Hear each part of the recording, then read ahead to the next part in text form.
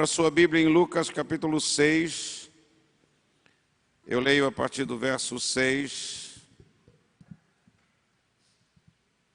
Creio que Deus tem um plano, um propósito nesta noite. Eu creio que Deus quer operar na minha vida, na sua vida, quer tocar em nós, quer operar um milagre na nossa vida. Lucas 6,6, no outro sábado ele entrou na sinagoga e começou a ensinar. Estava ali um homem cuja mão direita era atrofiada. Os fariseus e os mestres da lei estavam procurando um motivo para acusar Jesus, por isso o observavam atentamente para ver se ele iria curá-lo no sábado.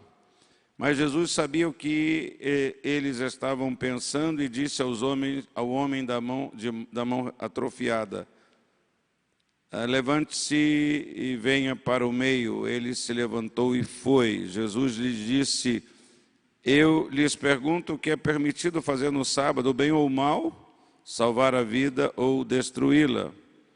Então olhou para todos os que estavam à sua volta e disse ao homem: estenda a mão. Ele a estendeu e ela foi restaurada. Mas eles ficaram furiosos e começaram a discutir entre si o que poderiam fazer contra Jesus. Pai, fala conosco e que o Senhor nesta noite tire, nos liberte de toda a atrofia, Senhor, de toda aquilo que está morto, ressequido, Senhor, seja do nosso corpo, seja da nossa alma, seja das nossas emoções. Manifesta o teu poder em nós e através de nós, em nome de Jesus. Amém. Glória a Deus. Você pode ocupar o seu lugar.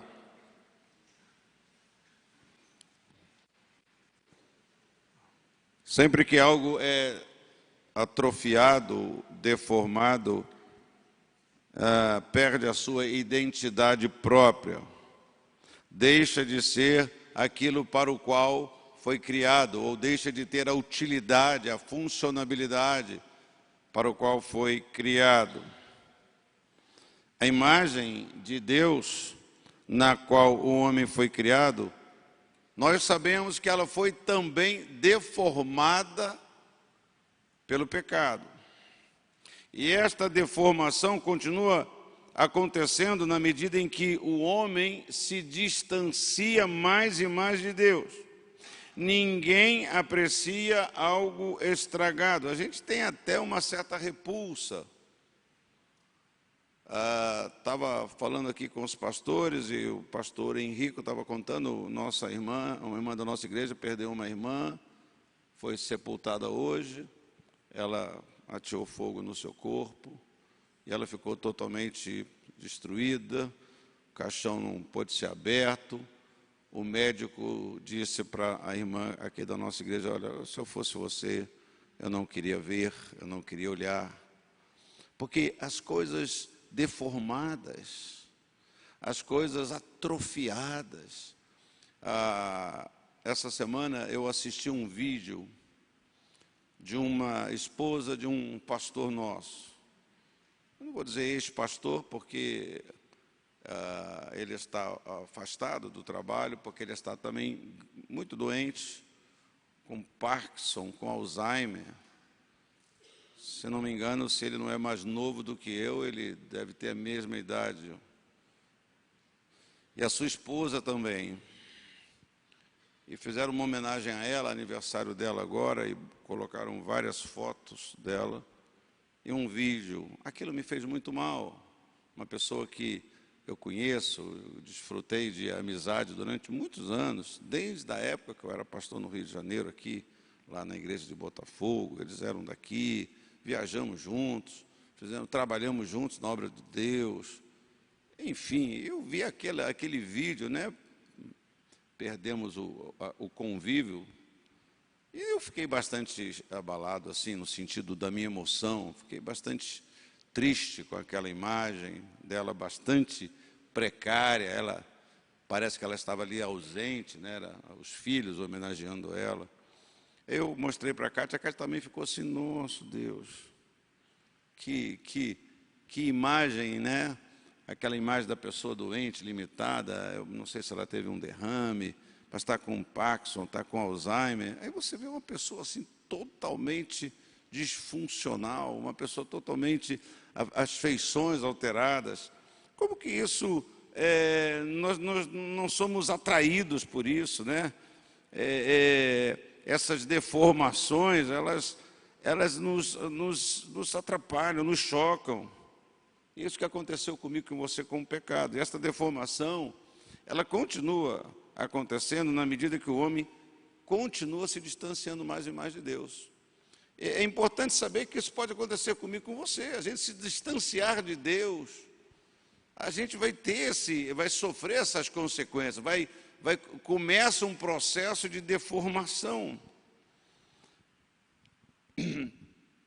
O texto que lemos fala de um homem que sofria de uma deformidade. Lucas 6, estava ali um homem cuja mão direita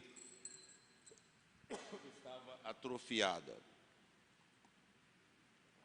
A mão direita estava atrofiada. Obviamente que eu pressuponho que ela atrofiou em razão de algum acidente. A Bíblia não diz que ali tinha um homem com a mão atrofiada desde nascença. A Bíblia fala em alguns textos que havia um cego de nascença. Mas aqui não. Então, o pensamento, né, o entendimento é que o homem não nasceu assim. Não nasceu com a mão atrofiada. Ela se atrofiou em razão de algum acidente, de alguma queda ou de alguma outra coisa. E você sabe que acidentes acontecem ainda hoje com muita frequência, né? Acidentes de todas as ordens. E eu fiquei pensando nos acidentes que têm atrofiado, deformado tantas pessoas.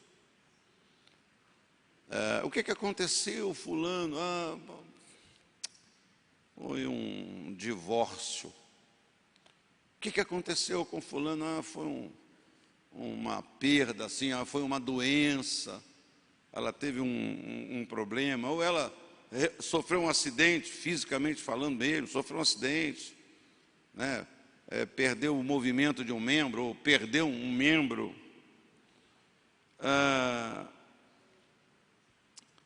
E eu também me refiro a não necessariamente deformações físicas, mas aquelas deformações que ninguém vê, somente nós mesmos que sofremos aquilo, sabemos que nós estamos com aquela limitação, com aquela deformidade. Quantos tiveram, por alguma razão ou por algum acidente, deformações em seus sentimentos, em seus sonhos, e até em seu caráter? Não sei se você sabe ou se você entende isso que eu digo. É tão fácil ser deformado. É muito fácil ser deformado.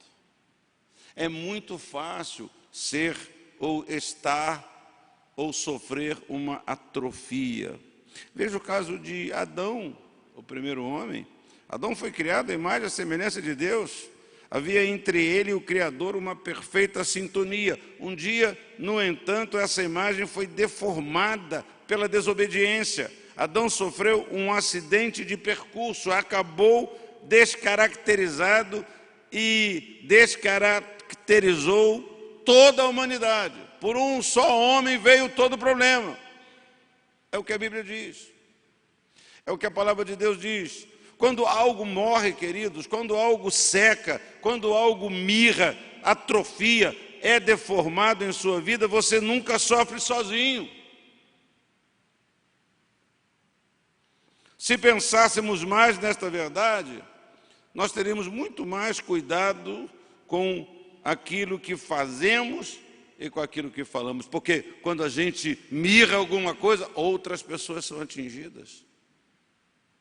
Outras pessoas sofrem.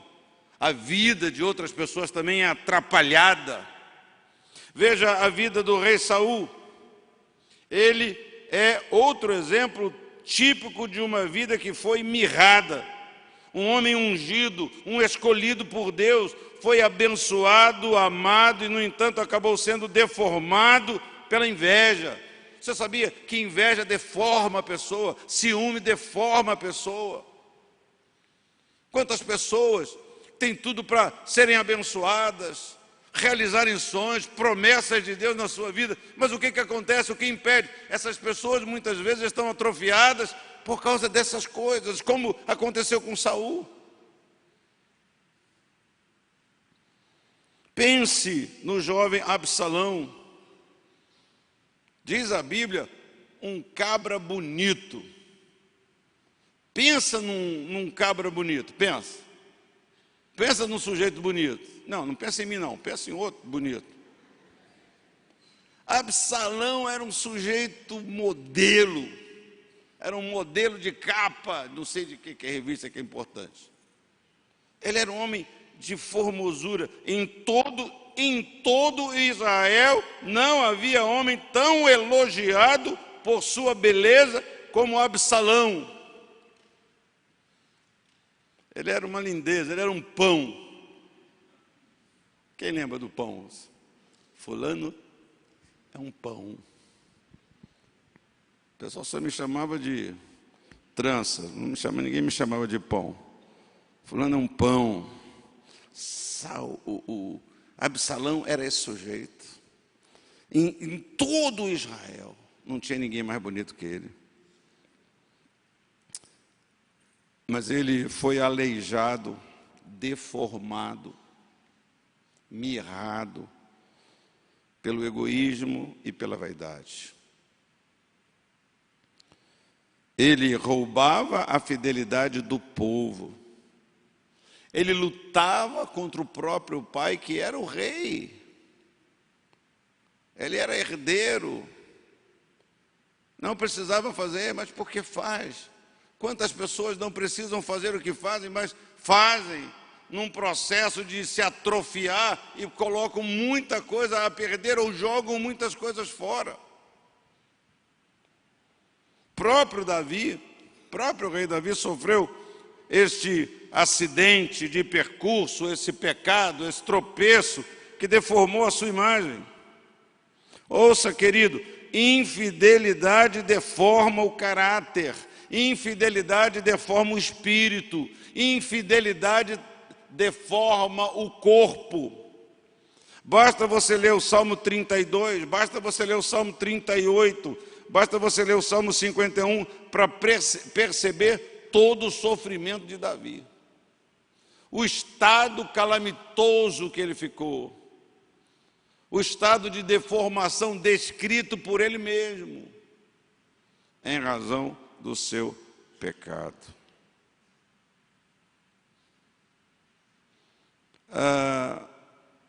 O apóstolo Pedro também foi deformado.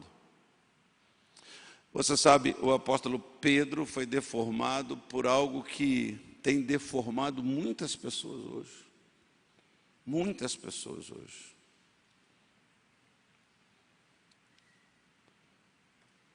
Que é o medo. Medo.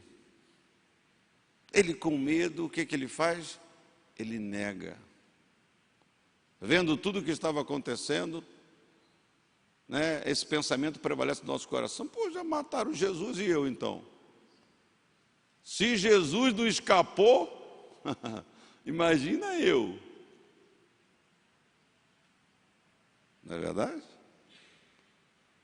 Medo é um espírito que produz grande deformação no crente, no cristão. É um sinal, é uma manifestação de um sinal grave.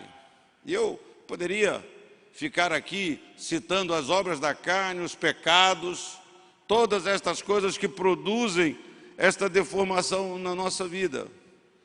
A minha neta mais velha, ela está numa fase que 8 anos, está uma menina de muito entendimento, e ela, não sei se é insegurança desse tempo na vida dela, com frequência ela mente ou nega que mente algo que ela está fazendo na sua cara. Para de comer unha. Está comendo unha não? Ué, está comendo o quê? Presunto? Não mexe nisso não? Não mexi não. Você acabou de mexer, seu avô está vendo. A gente acha uma coisa de criança, mas quantos de nós temos feito isso? Temos deixado, por exemplo, que essa inverdade ocupe a nossa vida. Não. A gente se isenta, a gente tem medo disso, medo daquilo, E vários desses pecados, obviamente, que eles andam juntos. Ele não, apóstolo Pedro, volto a falar dele, não assumiu a sua fé quando questionado pelos soldados. Negou conhecer Jesus. Pedro estava ali, eu diria, desfigurado. O medo desfigurou a imagem do apóstolo Pedro.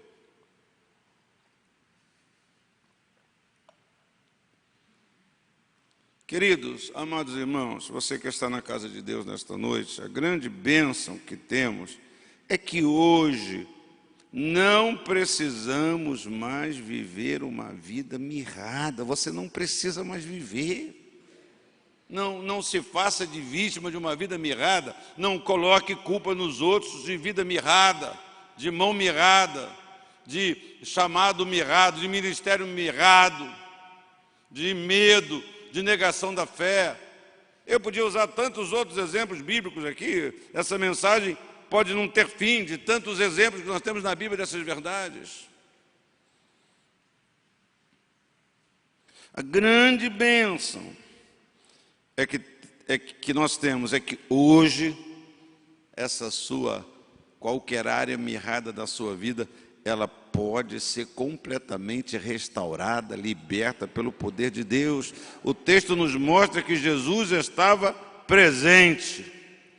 Diz aí, porque num sábado Jesus fez uma coisa, no outro sábado ele entrou na sinagoga e começou a ensinar. Você crê que Jesus está aqui? Você crê que antes de você chegar aqui, Jesus entrou aqui, Jesus está aqui, o seu Espírito habita entre nós, que Ele sabe, Ele conhece. Embora aquele homem, aquilo que ele tinha mirrado a mão, todo mundo também podia saber. Ninguém precisava de um discernimento espiritual, era só olhar para ele e ver que a sua mão estava lá, ressecada, seca. Não é? Mas esse outro, eu estou dizendo, ninguém precisa viver uma vida ressecada, sem vida, sem força, sem graça, mirrada, atrofiada. Não, por quê? Porque Jesus, ele se revela, ele se mostra sempre que ele está presente onde um homem sofria. Onde um homem sofria, Jesus esteve presente. Entrou na sinagoga e começou a ensinar.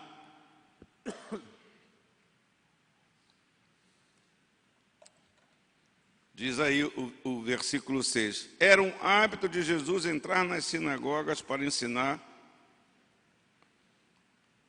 as verdades de Deus. Eu creio que ainda hoje ele faz a mesma coisa.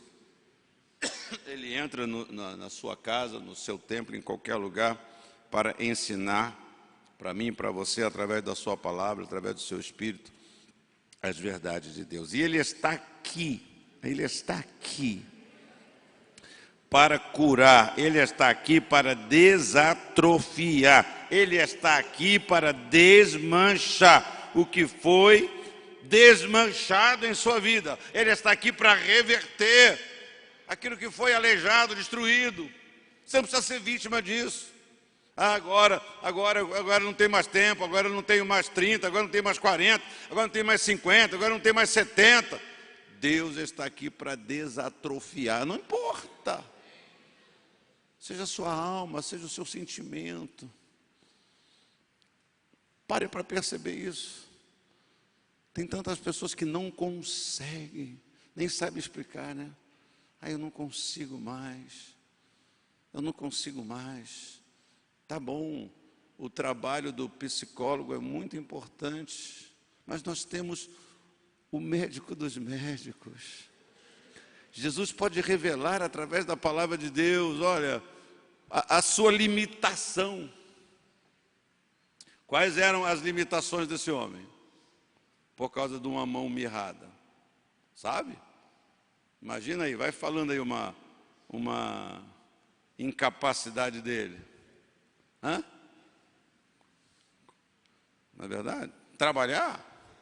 Ele podia trabalhar com uma mão. Isso aí, pensa aí. Né? Várias coisas que ele não podia mais carregar, um peso de uma maneira. Você viu no Facebook um menino sem braço. Mas eu estou falando assim, o impedimento, o travamento que isso é. Às vezes você tem uma pessoa que está com um encravado, você não quer fazer nada. Eu não posso fazer nada, não posso lavar a louça, não posso varrer a casa. Né? Quem já teve esporão no pé aqui? Quem tem esporão no pé já teve aí? Eu nunca tive esporão. Diz que esporão é uma coisa do diabo, né? É do diabo mesmo, esporão. Que, paz, é dureza. Que é isso, rapaz? Para de besteira, rapaz. Está fazendo corpo mole. É sempre fácil falar. Mas imagine, eu não sei qual é a profissão dele. Eu já li uma história bíblica, uns estudiosos, dizendo que possivelmente ele era pedreiro. De repente até caiu uma massa de cimento na mão dele, sei lá o que, uma pedra. Foi carregar uma pedra lá, algum acidente na mão, que a mão ficou sem função, disfuncional, não sei. Mas pense, às vezes a gente vê uma pessoa assim, mas a pessoa até quer, mas ela não consegue, às vezes ela está com uma atrofia no seu sentimento. E ao invés de se abrir e de desejar, não, está se resumindo a viver uma vida seca, não só por causa que não tem mais emoção, não quer mais, eu cansei, eu vou me fechar, mas não é essa, não é a solução é receber libertação, a solução é receber cura de Deus, é saber que, como nós cantamos, eu sei que Ele é a cura, nada é impossível para este Deus. Então por que eu não creio? Por que eu não me atiro? Por que eu não digo eu quero, Senhor? Por que a gente não vence a atrofia, a acomodação e a incredulidade? Ele está aqui. Você crê? Porque se você não crê, só repetir as coisas não adianta nada. Mas se você crê, você tem condição de falar para a pessoa do seu lado: Deus está aqui para te curar, curar você.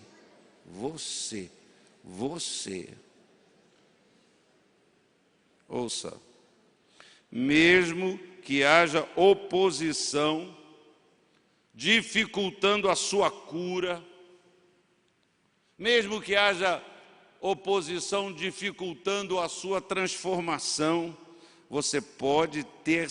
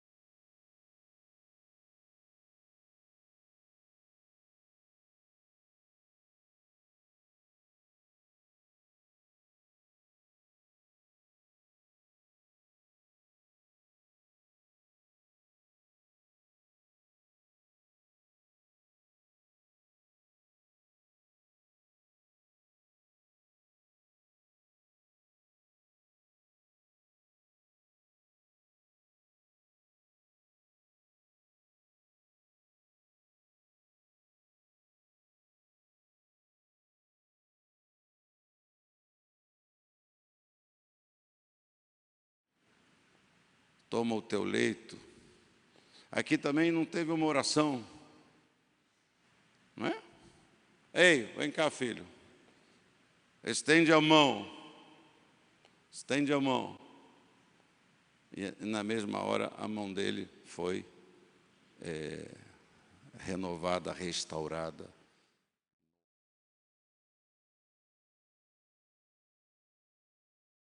Na sua vida. Veja o que secou na sua vida. Veja o que secou na sua fé. Veja o que secou nos seus valores. Não é? Você, aquela pessoa.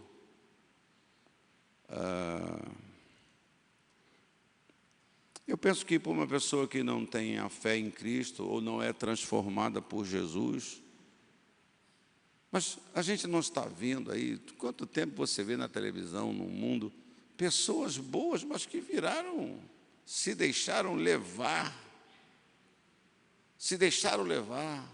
pela corrupção. Pessoas que sempre foram honestas, pessoas que sempre tiveram uma vida. Não, também não vou entrar em discussão aqui disso. Não, não é, não, ninguém engana. Então, bota para fora, sempre estava no coração. Não sei, mas eu já citei esse caso aqui, e é complicado, né, você acreditar. Quando você se arrepende, você quer que todo mundo acredite em você. Quantos aqui, há pessoas aqui que com certeza já sofreram porque erraram,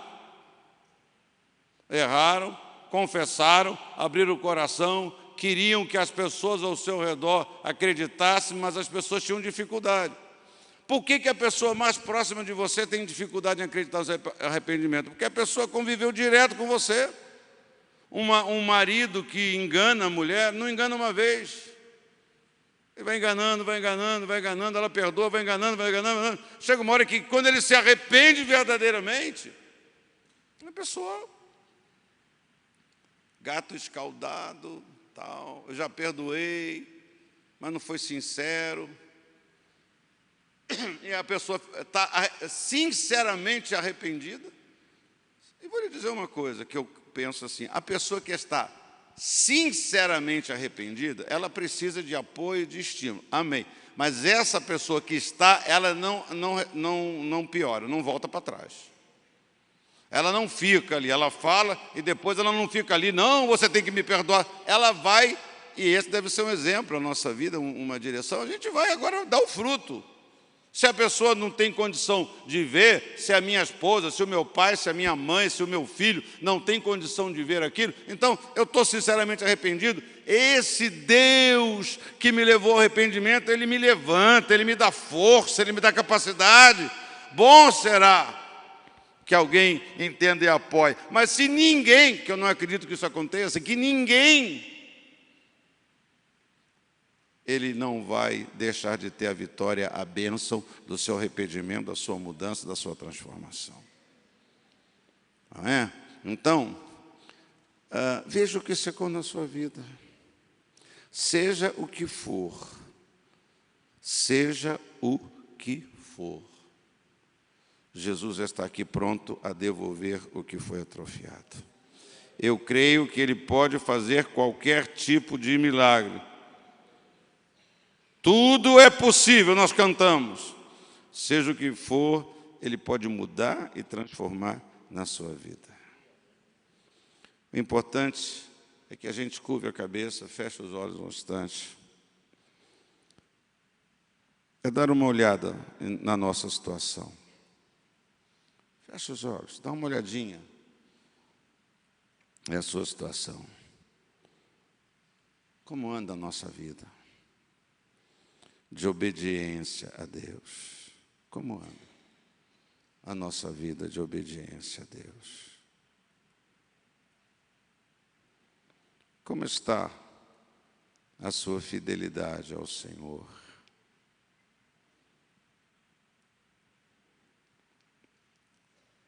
E a pureza de seus atos e pensamentos? Qual o nível de sua coragem ao assumir a sua fé? Será que temos dado testemunho de uma fé verdadeira? de uma fé firme, intensa? Qual é o nível da sua coragem? Falar de Jesus, pregar o Evangelho no seu trabalho. Quem sabe isso é coisa do seu passado. Seus colegas, seus amigos até já esqueceram que você era crente, ou foi crente, ou é crente. Você não tem mais assumido a sua fé. Você não tem assumido a sua fé em todas as situações, em todas as circunstâncias. Deixe o Senhor mudar a sua vida. Deixe o Senhor mudar a sua vida. Ele convida todos nós, Ele convida você para ficar de pé e receber a cura. Acredite de todo o seu coração, Ele está aqui, Ele está aqui. Vamos ficar de pé, todos nós.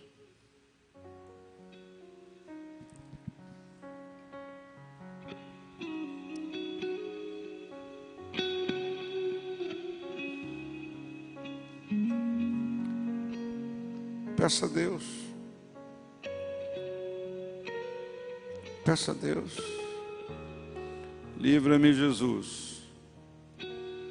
Livra-me, Senhor. Tira, meu Pai, esta atrofia espiritual. Tira esta atrofia emocional. Tira esta atrofia, Senhor. Parece que meus pensamentos não estão caminhando bem. Tira esses vícios da minha vida. Meus pensamentos estão, parece como que um disco riscado. Não consegue mudar de faixa, não consegue ir para uma outra coisa. Pai, livra-me, Pai. Clame a Ele. Receba a sua cura em nome de Jesus. Receba essa cura. Receba. Tome posse. Tão fácil, tão simples, mas a gente às vezes complica tanto isso. Complica tanto isso. Às vezes nós estamos exatamente como Naamã. A gente quer que um raio caia do céu. A gente quer ver as águas do mar levantar. A gente quer ver, vai lá, lava-te no rio. Vai lá, entrega. Vai lá e confia.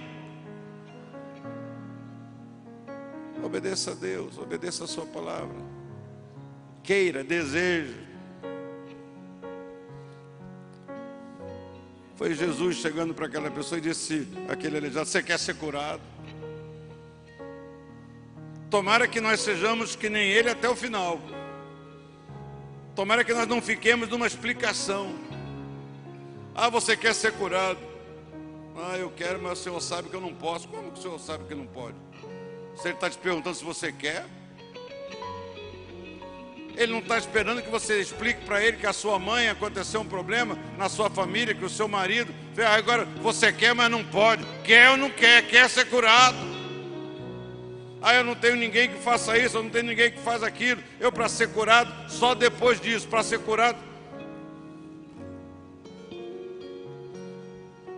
A resposta acaba que aqui o Senhor entende, eu não quero ser curado.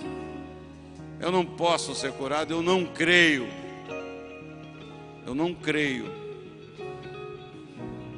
Receba a cura. Vamos cantar essa música uma vez. E você recebe a cura, e você fala com Deus. Enquanto cantamos, você pode dizer, Senhor, cura-me desta atrofia, cura-me desta fraqueza. Por que você parou de servir a Deus? O que levou você a deixar de trabalhar na casa do Senhor? O que levou você a deixar? Ah, foi fulano, ah, foi o líder, ah, foi o pastor, ah, foi não sei o quê, ah, porque eu estou decepcionado. O que foi que deixou você? O que aconteceu? Você acha que todos que servem e trabalham na casa de Deus, ninguém está decepcionado, ninguém sofreu nada, ninguém passou por nada, está todo mundo maravilhoso? Todo mundo tem tudo, só você quer acontecer um problema com você. Acontece problema com todo mundo. Quantos problemas você já teve, decepções você já teve com a sua mulher? Eu já perdi a conta. Já perdi a conta quantas vezes eu passei com... Mas eu estou feliz, abençoado e casado com ela. Já fazem 40 anos. Eu vou me separar dela quando ela morrer. Só quando um morrer. Apesar das decepções. O problema, sabe o que é de alguns de nós, irmãos? A gente só contabiliza a decepção. O problema de alguns de nós é que a gente não contabiliza a bênção. Não contabiliza coisa boa. Quanta coisa boa você já recebeu da sua família, dos seus pais. Mas mudaram. Pois é, mas é assim mesmo. A sua irmã está vivendo outro tempo. Agora ela já não é mais menina, tem outro. É assim mesmo, não te atende mais, mas segue, ajuda ela, você. Está só contando as decepções, está só contando, não está contando, porque das outras coisas a gente esqueceu. O que acontece com uma pessoa que está na igreja? Um tempo depois sai, é porque ela sai porque foi decepcionada aqui e ali, ela esqueceu de tudo que ela recebeu.